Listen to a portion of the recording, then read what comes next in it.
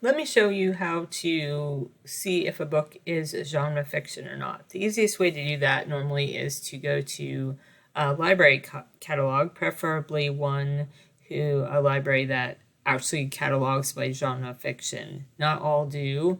Not all libraries have the same quality of catalogers or an interest in the genres. I'm using this library as an example, Rochester Hills Public Library at rhpl.org.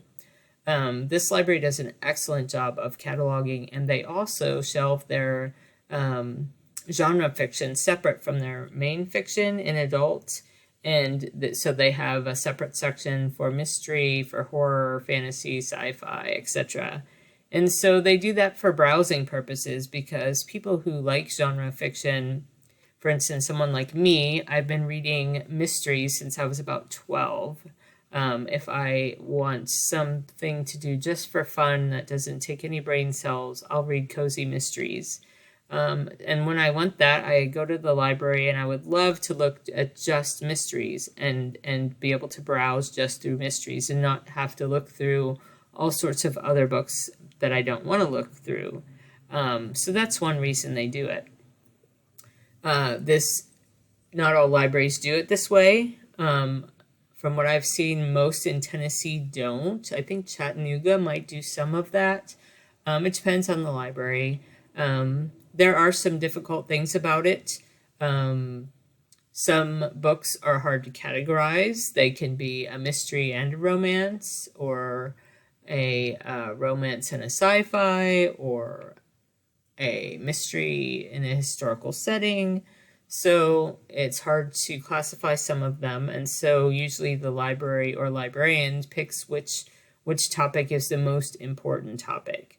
And that's how most of cataloging goes anyway. Another issue is that some authors write in different genres. So, for instance, Nora Roberts has written a gazillion books, and she has many typical romances, but she also has written mainstream fiction and maybe even a mystery or two. So in this library, she could be kind of all over the place, which could be annoying for a reader if they just want to read anything by Nora Roberts. People have been arguing about it for as long as there's been libraries and fiction to shelve. So my personal preference is to separate them out, but that is a little bit more work. Some libraries choose to put stickers on their books for like mysteries and historical fiction and westerns and things like that. And others just shelve them all together. So let's just do this quickly. Let me just do a search for Rhys Bowen, who is one of my favorite mystery authors. She's written a ton of books, and she has several different series. So I love this catalog in general. There's so many. I'm not sure if they're using Horizon or III or which catalog system they're using, but I love it. You can sort several different ways. My favorite way is always by pub date, especially with an author that I know, because I've already read all of her other books, so I want the newest book to come up. So, for instance, I've just finished reading this, but this is a brand new book, so now I have to wait for her to write another one. Notice on the left you have all sorts of choices here. You can filter by just the books. And for this exercise, we will filter by just books, because sometimes electronic resources such as ebooks don't have the same cataloging, and also they're not going in a shelf, so they might not have the highest level of cataloging as I want to show. So here on the left, you can search by her series, you can search by year, all sorts of things, location, and all that.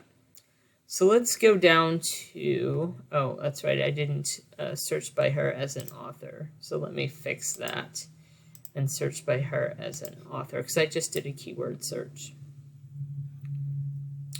All right, so I want to show you this one. So The Last Mrs. Summers is obviously a mystery. It says so right there, a Royal Spinous mystery. and this is one of her series. So you go down to this field right here and you see the series field, and this tells what series it is in. If you clicked on this, you'd get all the books in the series that this library has. And then the next one down is the genre field. So this is categorized first as mystery fiction, as second as historical fiction. And that's because it is a mystery, it has a murder in it, but it's in a historical setting. These are all like 19th century, either New York or England places. So it's a historical setting, but first and foremost, it's a murder mystery. So let's go down a little further. So you'll see that it's actually shelved, and what you can see is the adult mystery collection. If you clicked on this, you could actually browse through the entire adult mystery collection online. Some of these, this catalog, for instance, has a lot of great add-ons. It has the summary, biography of the author, first chapter, excerpts, other suggestions, similar titles, similar authors. This is all great for Reader's Advisory. And these are pulling from all different places. You see it even pulls from Goodreads, and you can go into Goodreads and read some of the reviews by people who've read it. Those are not the professional reviews. Those are just general reviews that anybody can put. But I want to look at the librarian's view. So this is the librarian's view, the staff view, or the catalog view. People call it different things. So this is actually the catalog record. So if you've taken cataloging, you're already familiar with this. And if you haven't, it probably looks like another language, which it sort of is. But the catalog record is laid out the same for each book. The 100 field is for the author, and the 245 field is for the title. The 490 field is for the series, so you can see again that she's the Royal Spinous Mystery Series, and this 490 field is actually up at the top. When we saw that as a series, this is where it's pulling from. It's pulling from this field. And then the 655 field is the genre fiction field. So you see that first it's categorized as a mystery fiction, and second as a historical fiction. So it's shelved in the mysteries. And again, when we saw genre up at the top, it was pulling from this field. All right, so let me show you something else. So another super popular author right now is Diana Gabaldon. You might know the Outlander series on TV. Diana has been writing these books forever, and I am looking forward to the next one that's coming out in November, I think. Let me find one of the... All right, so this is one of the later ones. So you'll see here that you have some of the subjects, and then you have genre, love story, historical fiction, and fantasy fiction. Now hers are all in different categories, but in general she is a she's considered historical fiction, although you can make an argument for other things. But they don't separate out historical fiction in this library, so it goes in the general fiction area. Let's look at the next one in this series. So you can even see that even in the same series, you can have, they can catalog it differently. For instance, this is another one in the same exact series, and it is purely historical fiction. That's what they put it as. And she would be a classic historical fiction person. So what if you wanted to search for a genre? You can, in this catalog, you can search by genre. So if you wanted to search by romance fiction, you can do that. And let me find one that is a book and not large print. Oh, here's a classic. You can tell just from the cover. So this is a typical formulaic romance. You can tell by the cover. It's the Avon romance series. The genre is romance fiction. It gets a historical fiction because it's probably in a historical setting, but overall it's a romance fiction, and it's put in the romance collection. Similarly, if you want to search for horror fiction,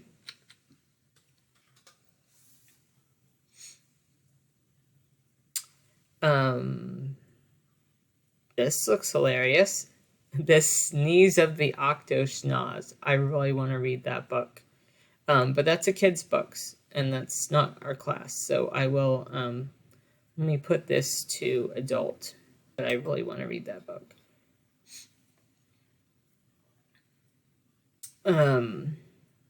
So let's go to The Walking.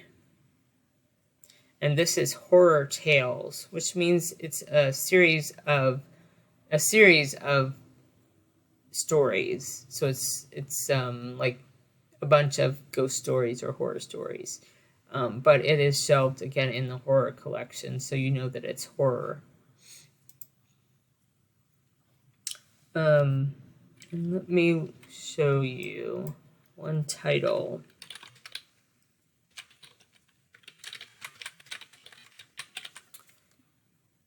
Search by title. And I want to show you this one just because it's interesting. The Ocean at the End of the Lane. And then you'll notice the author, Neil Gaiman. He is interesting because Neil writes, he crosses lines all over the place. He goes from, as you can see here, horror to fantasy, fiction. He crosses from adult to young adult and back. And he is a really good reader for an example of adult books that young adults like to read and vice versa.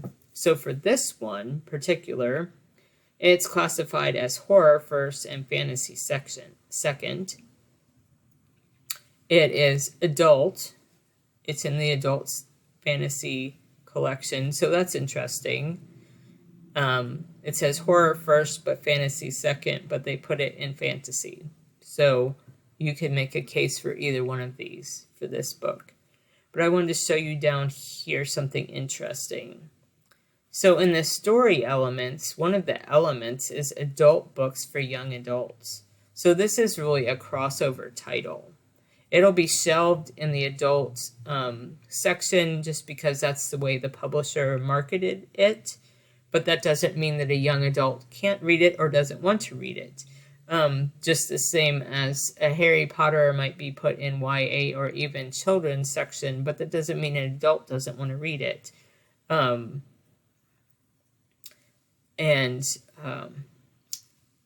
it's got awards that it's won. There's all sorts of interesting information here. But if we go down here, I'm interested again.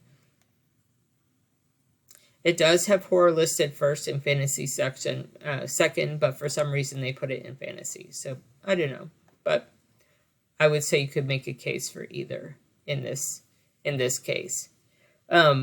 So that is the long story short of how to find a genre book and find if it is genre. If it is just a straight book, it is just going to be pure fiction, and it's going to just be in the fiction section.